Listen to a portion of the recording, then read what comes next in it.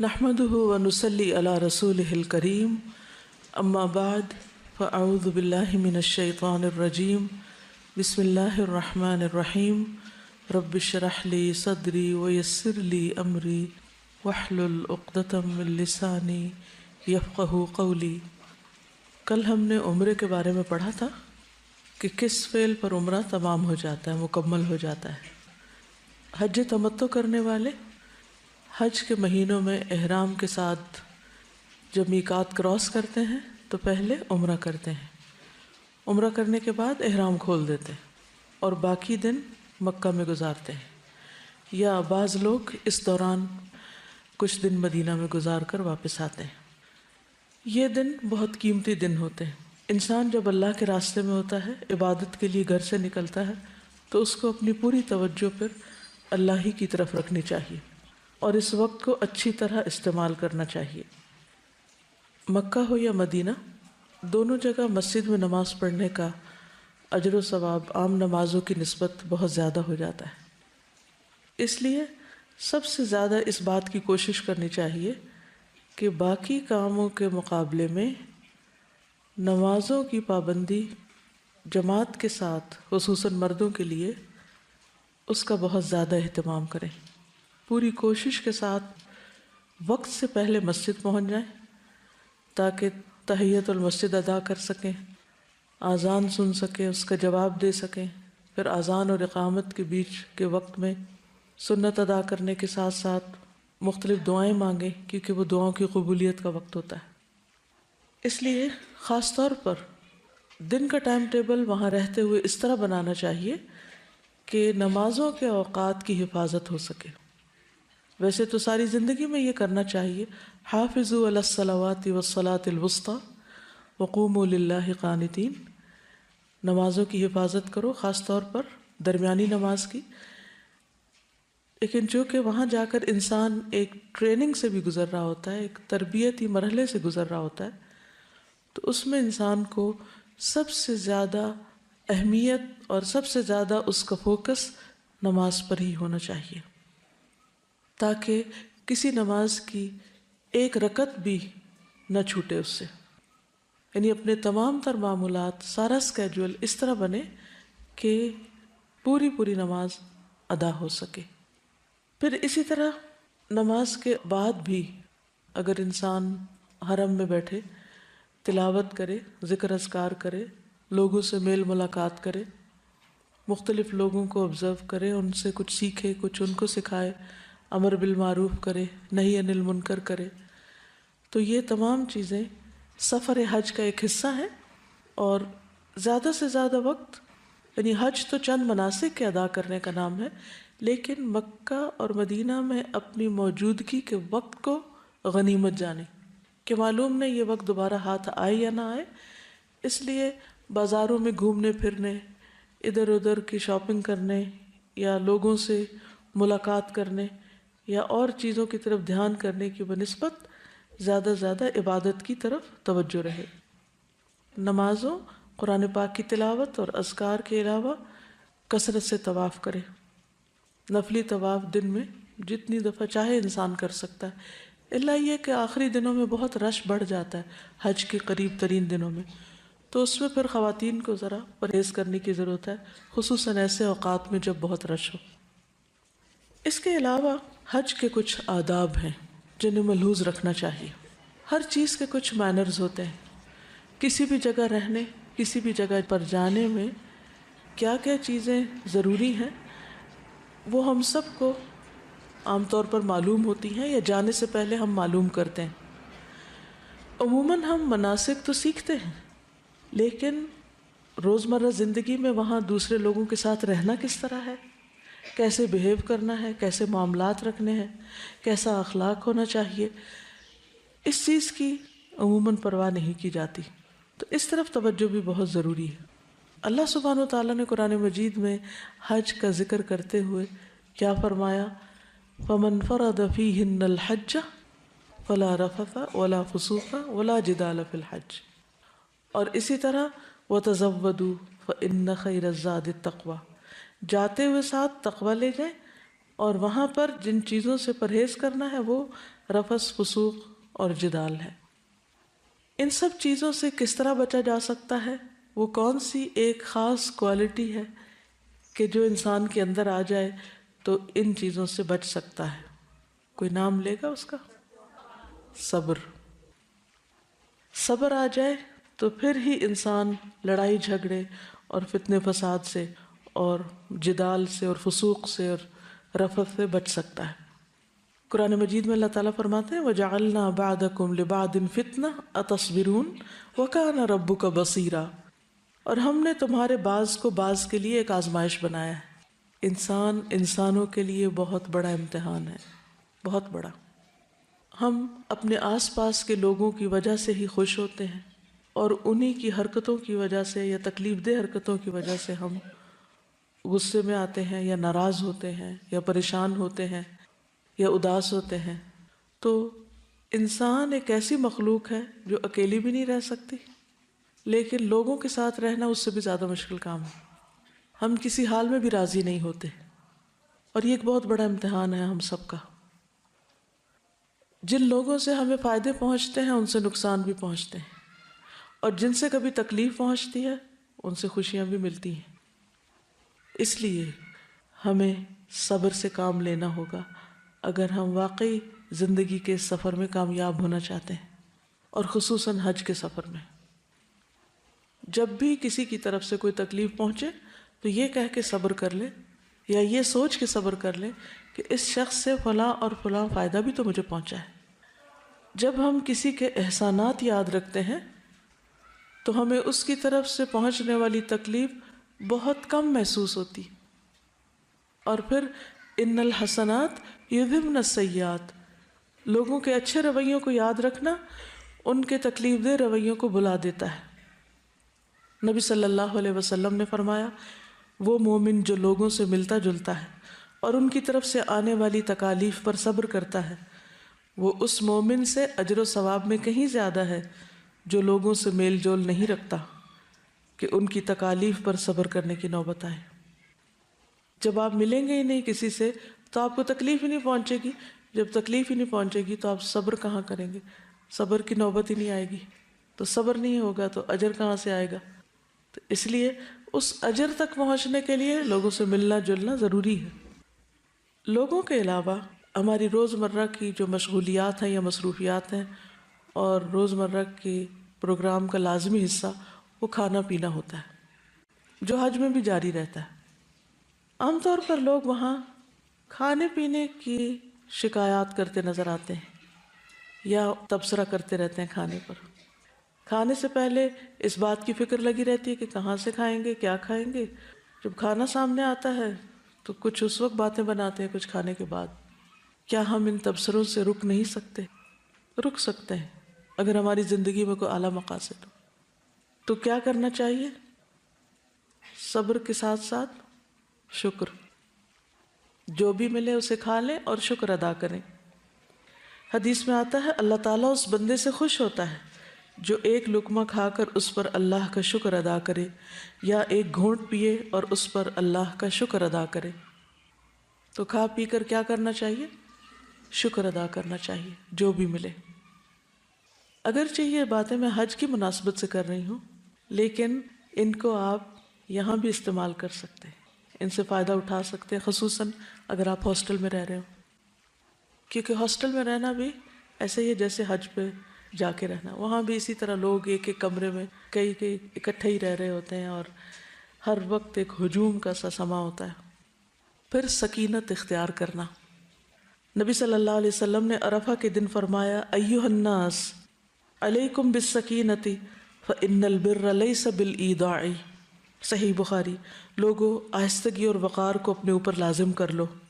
اونٹوں کو تیز دوڑانا کوئی نیکی نہیں، نہیں ہٹو بچو، شور ہنگامہ، پش کرنا، چیخنا چلانا، یہ مسلمان کے اخلاق کے منافی ہے۔ اور چال میں بھی وقار ہونا چاہیے، گفتگو میں وقار اور ٹھہراؤ ہونا چاہیے، معاملات کے اندر بھی اسی طرح شودھی حرکتیں نہیں کرنی چاہیے۔ اس کا مجھے اردو اور انگریزی نہیں آتا۔ کچھ لوگ اعتدال میں نہیں رہتے، یا وہ غصے میں بھڑک رہے ہوتے ہیں یا وہ خوشی سے نہال ہو رہے ہوتے ہیں، بھائی درمیان میں رہو، ٹھہر جاؤ، سکینت اختیار کرو. خصوصاً عورتوں کے لیے بہت مشکل ہے، لیکن کوشش کرنے پر آپ یہ عادت اور سیرت اختیار کر سکتے. آپ ہی میں کچھ لوگ میں دیکھتی ہوں کہ ان کے اندر ماشاءاللہ بے پناہ ٹھہراؤ ہوتا ہے.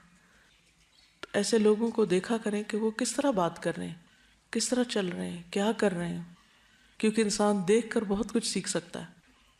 پھر اپنی ذات سے دوسروں کو سکون اور تسلی دینا.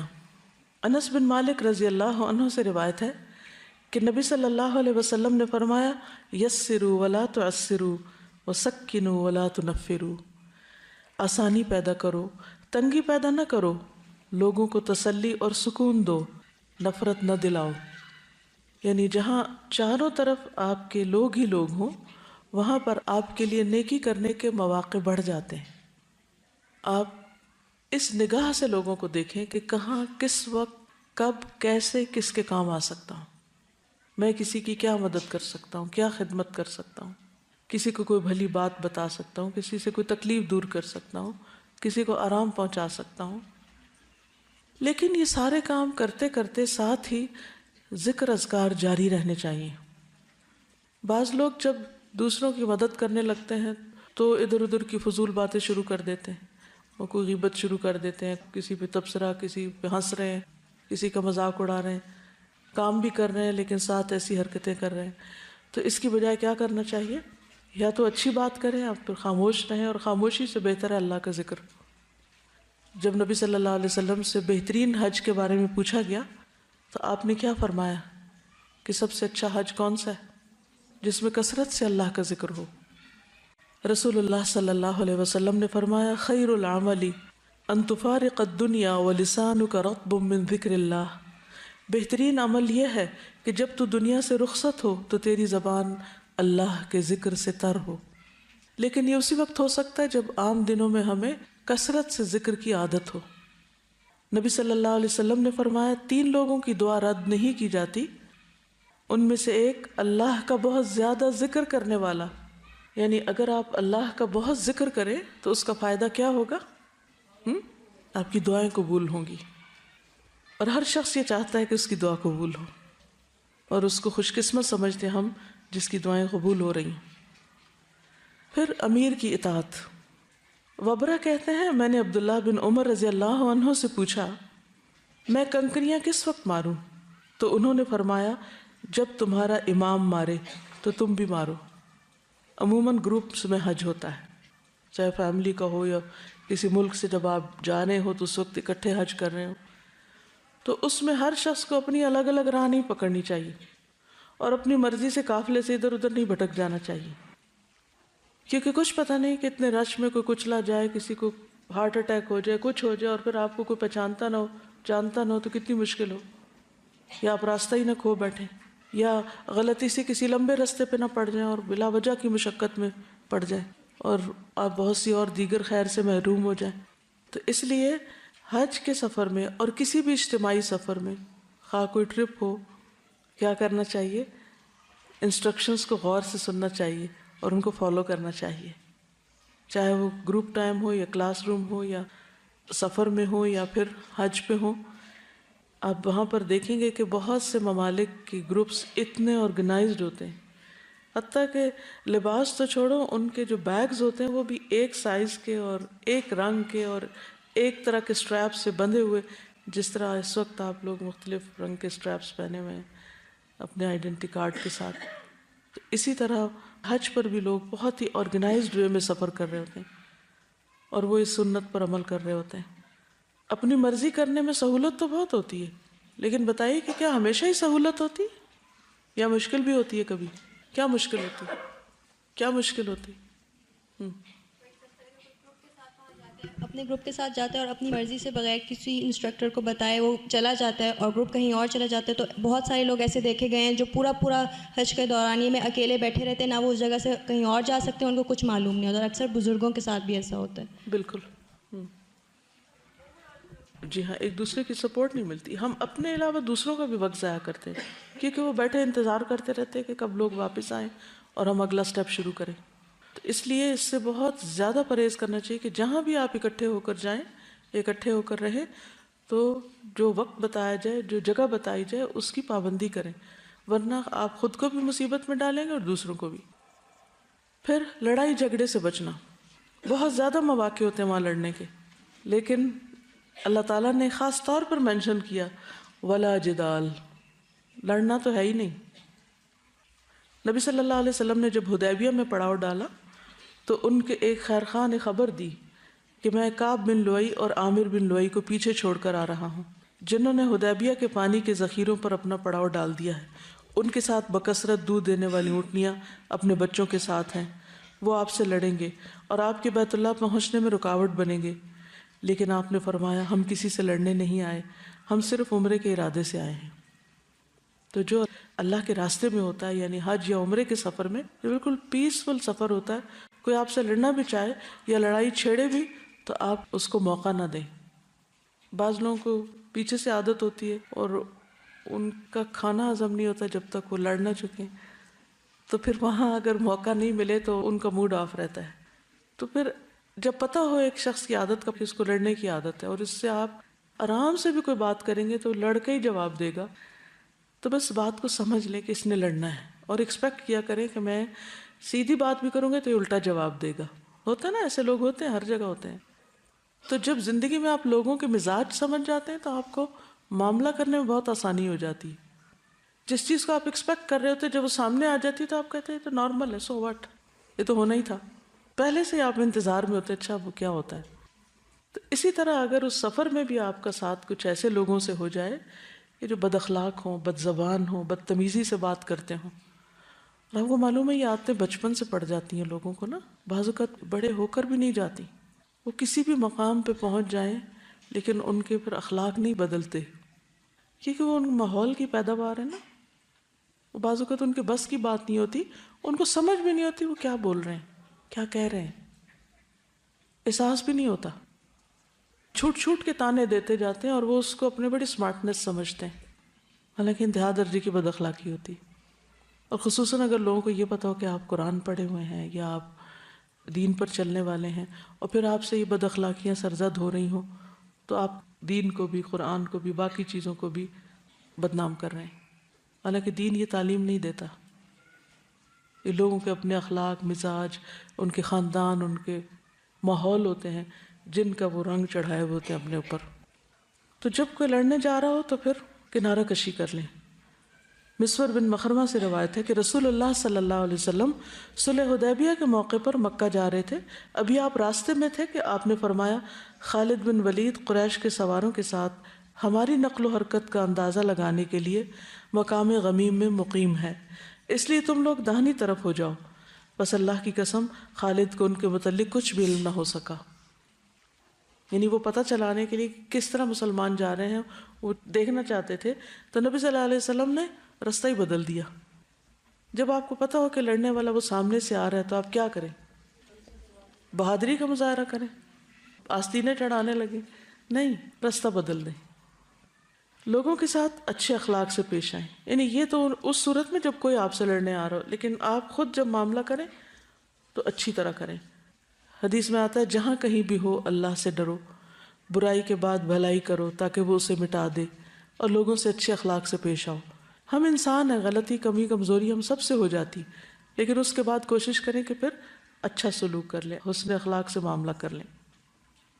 نبی صلی اللہ علیہ وسلم نے فرمایا تم میں سب سے بہتر وہ ہے جس سے خیر کی امید ہو، یعنی آپ جب اس سے بات کریں تو آپ کو یہ اطمینان ہو کہ اس شخص سے مجھے خیر ہی ملے گی، کوئی بھلائی نصیب ہوگی، اور اس کے شر سے امن ہو۔ اور سب سے بدتر وہ ہے جس سے خیر کی توقع نہ ہو اور اس کے شر سے امن نہ ہو۔ پھر زبان کی حفاظت، اس پہ خصوصی دھیان دیں، اس کو لاک میں رکھیں، ناشکری کے جملے نہ بولیں جو اللہ کی ناراضگی کا باعث ہوں۔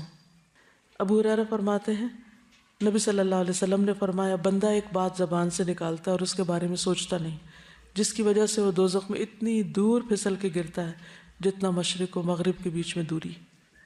تو اس لیے بہت سوچ سمجھ کے بات کریں، اور اگر کوئی بات کر کے آپ کو خلش شروع ہو جائے تو استغفار کر لیں اور آئندہ ان جملوں پر چیک رکھیں کہ پھر ایسی بات نہیں کریں گے۔ جب ہم کثرت سے ذکر کریں گے اور خاموش رہیں گے تو پھر ایسی نوبت ویسے ہی کم آئے گی۔ رسول اللہ صلی اللہ علیہ وسلم نے فرمایا اللہ اس بندے پر رحم فرمائے جو فائدہ مند بات کرتا ہے یا پھر خاموش رہ کر سلامت رہتا ہے۔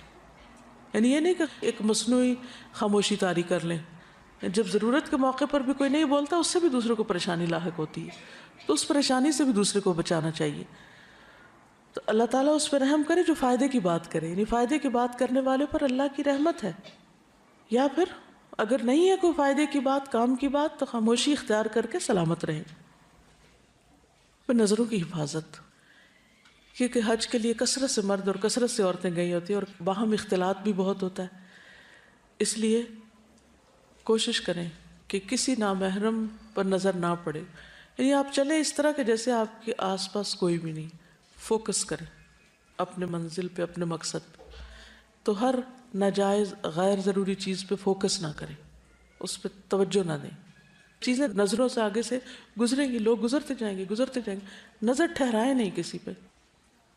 یعنی ہر شخص کو یہ معلوم ہے کہ نظروں سے اگنور کرنا کیا ہوتا ہے، کس طرح انسان اپنی حفاظت کر سکتا ہے۔ لوگوں کے ہجوم میں، بھیڑ میں، جب چاروں طرف بھی مرد ہوں تو بھی آپ کو طریقہ آنا چاہیے کہ آپ نے اپنی نگاہ کی حفاظت کس طرح کرنی ہے۔ نبی صلی اللہ علیہ وسلم نے فرمایا، صحیح حدیث ہے، 3 افراد کی آنکھیں روز قیامت آگ کو نہیں دیکھیں گی، ان میں سے ایک وہ آنکھ ہے جس نے اللہ تعالیٰ کے حرام کردہ امور سے نظروں کی حفاظت کی، یعنی کسی کے سطر پہ نظر نہیں ڈالی، یا عورت مرد کے چہرے کو یا مرد عورت کے چہرے کو نہ دیکھے۔ تو جو اپنی نظروں کی حفاظت کرے گا اللہ سبحانہ وتعالیٰ قیامت کے دن اس کی حفاظت فرمائیں گے۔ پھر عمل بالمعروف اور نہی عن المنکر اور دعوت اللہ کا کام ساتھ ساتھ کرتے جانا۔ نبی صلی اللہ علیہ وسلم نے فرمایا، جب لوگ گناہ کا کام ہوتے ہوئے دیکھیں اور اس سے نہ رکیں تو عنقریب ان سب کو اللہ کا عذاب گھیر لے گا۔ تو ہاتھ سے بھی روک سکتے ہیں، زبان سے بھی روک سکتے ہیں، اور مختلف طریقے سے سمجھا کے بھی لوگوں کو، مثلا کوئی لڑ رہا ہے تو اس کو بیچ میں صلح کرا دیں، کوئی اور چھلکا پھینک رہا ہے، پانی گرا رہا ہے، پانی بچے ضائع کر رہے ہوتے ہیں وہاں بیٹھ کے، بعض لوگ پانی ایک کپ میں پینا چاہیے 2 اکٹھے میں پینا شروع کر دیتے ہیں، پی کے نیچے پھینک دیتے ہیں، بہت سے غلط کام ہو رہے ہوتے ہیں۔ تو آپ ان کو اپنے عمل سے بھی بتا سکتے ہیں، خود آگے بڑھ کے ان چیزوں کو ٹھیک کر کے بھی، روک کے بھی۔ مثلا نبی صلی اللہ علیہ وسلم حج پہ جا رہے تھے، ایک عورت نے آپ کو راستے میں روک کر ایک سوال کیا، اس کے پاس بچہ تھا، اس نے آگے بڑھا اور کہا، یا رسول اللہ کیا اس پر بھی حج ہے؟ تو آپ نے فرمایا نہیں، اور آپ نے یہ بھی بتایا کہ اگر تم اس بچے کو حج کراؤ گی تو تمہارے لیے اس کا اجر ہے، فرض نہیں ہے بچے پہ، لیکن اگر بچہ ماں کے ساتھ حج کرتا ہے تو ماں کو اجر ملے گا اس کا، تو 1 نہیں 2 حج ہو جائیں گے ایک ہی سفر میں۔ پھر اللہ کی راہ میں کثرت سے خرچ کرنا، فی سبیل اللہ خرچ کرنا، کیا اجر ہے اس کا معلوم ہے آپ کو؟ مثل الذین ينفقون اموالهم فی سبیل اللہ، تو حج کیا ہے؟ فی سبیل اللہ سفر ہے، تو ساتھیوں پہ خرچ کرنا، وہاں کے لوگوں پہ خرچ کرنا، کسی بھی اعتبار سے کسی کو فائدہ پہنچانے کے لیے، یہ کوئی صدقہ خیرات نہیں، ویسے ہی خوش دلی کے ساتھ خیر اور بھلائی کے کاموں میں خرچ کرنا، اس کا اجر بہت زیادہ ہے، عام خرچ کرنے سے بھی زیادہ ہے۔ اس کو مثال کیا ہے قرآن مجید میں؟ کمثل حبۃ انبتت 7 سنابل فی کل سنبلۃ 100 حبۃ واللہ یضاعف لمن یشاء، ایک دانہ جس سے 7 بالیاں نکلیں اور پھر ہر بالی پہ 100 دانے ہوں، تو گویا ایک دانہ ملٹیپلائی ہو کر 100 دانے بن گیا۔ تو 1 روپیہ یا 1 ریال آپ خرچ کریں گے تو 700 کے برابر ہو جائے گا، اس لیے خوش دلی کے ساتھ خرچ کریں۔ عبداللہ بن عمر سے روایت ہے کہ رسول اللہ صلی اللہ علیہ وسلم نے فرمایا، اللہ تعالیٰ اپنے بندوں کو نفع پہنچانے کے لیے کچھ لوگوں کو بطور خاص نعمتیں عطا کرتا ہے، اگر وہ خرچ کرتے رہیں تو وہ انعامات برقرار رہتے ہیں، اور اگر وہ رک جائیں تو وہ ان سے سلب کر کے دوسروں کو دے دیتا ہے۔ کیا مطلب ہے اس کا؟ کیا سمجھ آیا؟ جی، باقیوں کو دے، یعنی کچھ لوگوں کے پاس جو دوسروں کے مقابلے میں زیادہ ہے، اب فوراً سوچیں میرے پاس دوسروں کے مقابلے میں کیا زیادہ ہے، کچھ بھی جو سوچ سکیں آپ، کوئی سکل، کوئی نالج، کوئی مال، کوئی ٹائم، انرجی، طاقت، کوئی بھی چیز، وہ اللہ نے آپ کو اس لیے دی ہے تاکہ آپ دوسروں کو دے سکیں، آپ دوسروں کو دیں. کیونکہ اللہ تعالیٰ ان ساری نعمتوں کو درختوں کے ساتھ نہیں لٹکاتے، کچھ تو لٹکا دی ہیں لیکن ساری چیزیں درختوں کے ساتھ نہیں لٹک سکتی، وہ بندوں کے ساتھ لٹکی ہوئی ہیں. جو مومن ہوتے ہیں نا شجرہ طیبہ، تو ان اللہ کے نیک بندوں کے ساتھ وہ نعمتیں لٹک رہی ہیں. اب ان کا کیا فرض بنتا ہے کہ وہ اپنے پھلوں سے دوسروں کو فائدہ پہنچائیں. تو یہ اللہ نے آپ کو یہ پھل اس لیے دیے، یہ بہاریں اس لیے لگائی ہیں آپ کو تاکہ آپ سے دوسرے فائدہ اٹھائیں. اگر آپ دوسروں پہ خرچ کرتے جاتے ہیں تو کیا ہوگا؟ آپ کو اللہ اور دیتا جائے گا، اور سپلائی آتی جائے گی آتی جائے گی آتی جائے گی، اور زیادہ بڑھا دے گا. لیکن اگر آپ نے روک دیا تو کیا ہوگا؟ اللہ بھی روک دے گا. یہ کس قدر افسوس کی بات ہے کہ ہم عام طور پر جو نعمت ہمارے پاس ہوتی ہے اس سے دوسرے کو فیض پہنچانے میں بخل کرتے ہیں. یعنی یہ تو میرے لیے، دوسرے کو کیوں دوں؟ اور بعض لوگ تو اپنے ہنر چھپاتے ہیں، کسی کو پتہ نہ چل جائے، ورنہ یہ ہمیں کام دے دیں گے، ہمیں یہ کام کرنا پڑ جائے گا. ہونا کیا چاہیے کہ جو کام ہمیں آتا ہو ہم دوسرے کو کہیں. جیسے حضرت انس کے بارے میں حضور صلی اللہ علیہ وسلم کے پاس ام سلیم آئی تھی، یا رسول اللہ یہ میرا بچہ لکھنا جانتا ہے، آپ اس سے کام لیں، یعنی اس کے پاس یہ اسکل ہے، آپ اس کو اپنی خدمت میں رکھیں. ہم میں سے اگر کسی کو لکھنا آتا ہو یا کوئی بھی کام، کسی بھی قسم کا آرٹ، تو عموماً ہم آگے دینا نہیں چاہتے، تو لوگ خود کر لینا، لوگ خود سیکھ لینا. ہم کیا سمجھتے ہیں جو کچھ بھی اللہ نے ہم کو دیا، کوئی بھی چیز ہمارے تو کوئی بہت کمال تھا، وہ بہت بڑی خوبی تھی جو ہمیں مل گیا، یہ احسان تھا اللہ کا، فضل تھا. اس کو روکے نہیں ورنہ رک جائے گا. حضرت اسماء کو نبی صلی اللہ علیہ وسلم فرمایا تھا لا تو کی فیو کا علیہ کی، روکنا مت ورنہ تم روک لی جاؤ گے، تمہاری تھیلی باندھ دی جائے گی. تو اس موقع پہ سب سوچیں وہ کون سا کام ہے جو میں دوسروں کی نسبت بہتر کر سکتی ہوں، اور مجھ پر اللہ کا فضل ہے اور مجھے وہ آتا ہے اور میرے ساتھ والوں کو نہیں آتا، کیوں نہ میں ان کو بھی سکھا دوں، کیوں نہ میں ان تک بھی خیر لے جاؤں، کیونکہ الٹیمیٹلی تو وہ آپ ہی تک واپس پہنچے گی.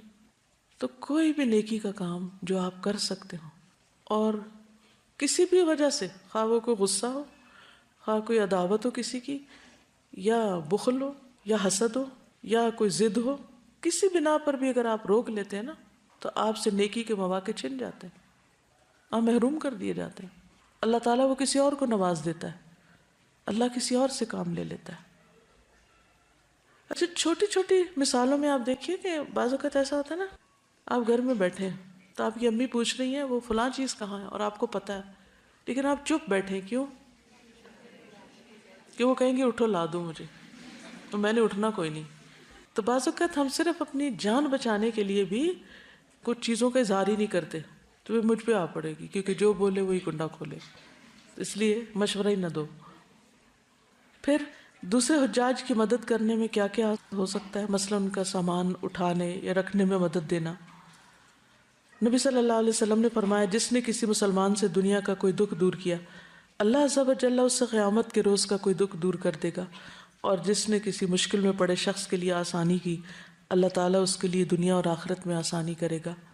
اور جس نے کسی مسلمان کی پردہ پوشی کی، اللہ تعالیٰ دنیا اور آخرت میں اس کی پردہ پوشی کرے گا. اللہ تعالیٰ اس وقت تک بندے کی مدد میں رہتا ہے جب تک کہ بندہ اپنے بھائی کی مدد میں رہے.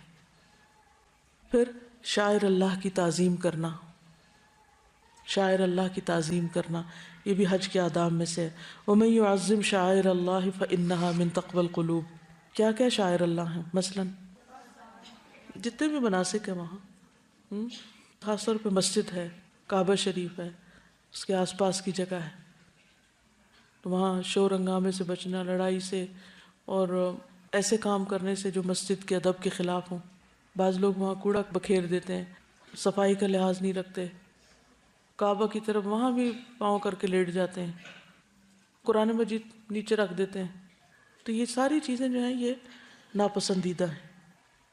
پھر یہ کہ اپنے آپ کو بیکار چیزوں سے دور رکھنا، بیکار گفتگو، بیکار کام، غیر ضروری مصروفیات، کیونکہ گنتی کے چند دن ہیں، یہ بھی ان سے پورا فائدہ اٹھانا چاہیے. اور ویسے بھی انسان کے اسلام کی خوبی یہ ہے کہ وہ بیکار کاموں کو چھوڑ دے. پھر دوسروں کی ضروریات کا خیال رکھنا، کسی کو پانی پلا دینا، کسی کو کھانا لا کر دے دینا.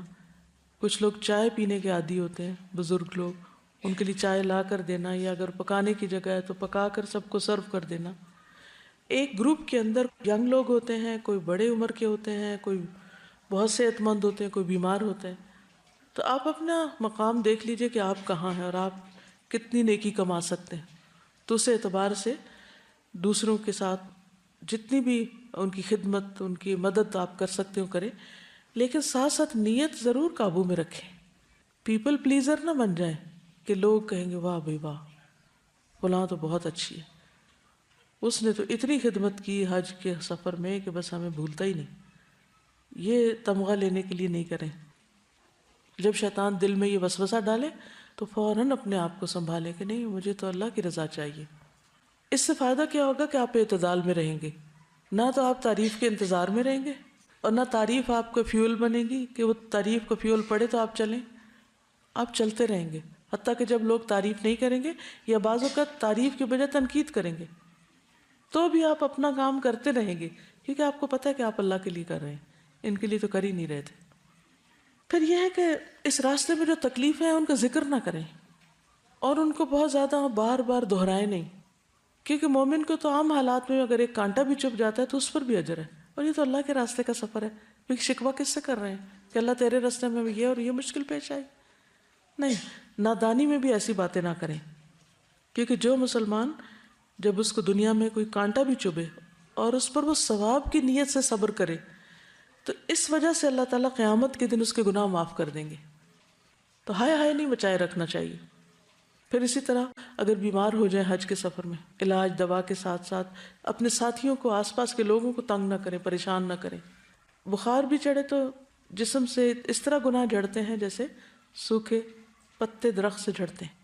تو یہ سارے گناہوں کو جھاڑنے کے طریقے ہوتے ہیں، تو اس کا بھی بہت ذکر نہ کریں. پھر دوسروں میں صلح کروانا.